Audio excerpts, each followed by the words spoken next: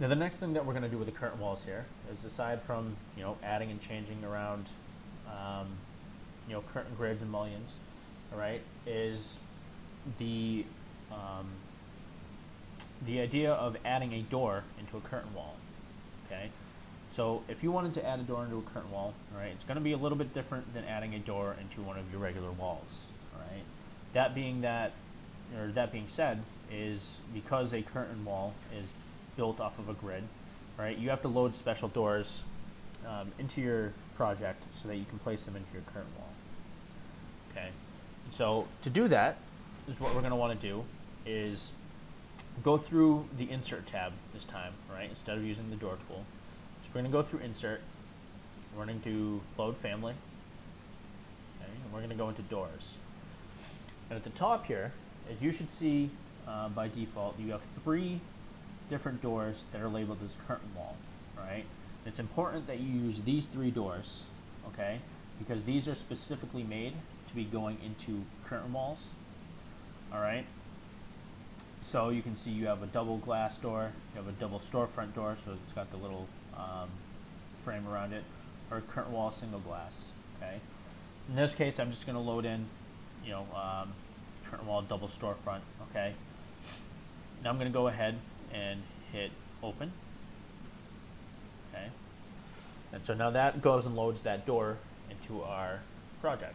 Okay, so now that we have our curtain wall door loaded in, all right, is normally when we would go to add a door into our project is we would go to the door tool, we would come into the type selector, all right, and we would go through here and select the type and place it into the wall. Well, now that we have the curtain wall door loaded in, is if you go to the door tool, right, you'll notice that there is no curtain wall door here that we just loaded in, right? That's because when you place a door into a curtain wall, right, it's a little bit different of a process. Instead of necessarily going in and placing a door with the door tool, all right, we're going to instead swap out one of these panels for a door, okay? I know right now it's a little bit confusing on the terminology, all right, but you'll see here when we walk through it, all right? So instead of going through the door tool, right, as I'm going to hit escape or click the modify arrow to get out of that, all right, I'm going to scroll in here, and let's say this panel here is where I want the door to be, okay?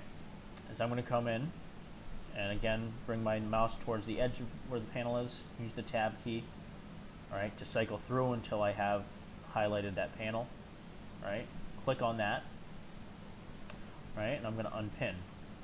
So now this panel is unpinned. Is in the type selector. I can now change the type that this panel is.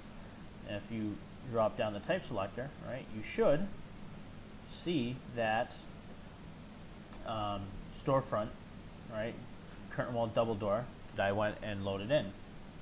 All right, so now instead of changing it from the glazed panel to the solid panel, so I'm going to change it to the curtain wall double storefront, right, and that you should see will change that panel from a regular glass panel to that storefront double door that we're looking for, okay?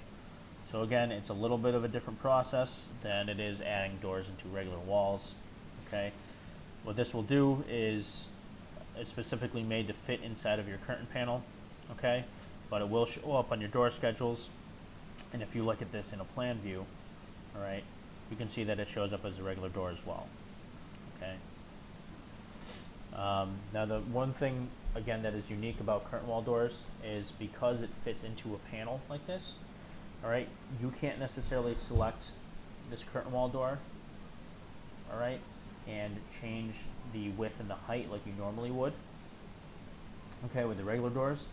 Instead, what it does is this curtain wall door fits into whatever space and whatever size this panel is, okay? So what you're going to need to do is, before you change one of the panels to a door, all right, is you're going to want to make sure to make this panel the correct size for the door itself, all right? So for instance, if you wanted this panel here to be where you're putting another door in, okay, is use that curtain grid tool to either add another curtain grid across to make the space a little shorter, okay, or add kind of vertical mullions in, all right, to kind of make whatever panel size you need to, all right, before you go and swap this panel out for a door. All right, that way the door fits into the size that you're looking at. Okay. And so that's basically how you add a door into a curtain wall. Okay, and like I said, is the curtain walls are a little bit more difficult to kind of understand and get your head around. So I would recommend going through, pausing the video, rewinding it, going through the steps again. All right, just so you get an idea of how you do this, and then obviously going through and just playing around with curtain walls to get a better idea of, how you can adjust them, how you can modify them.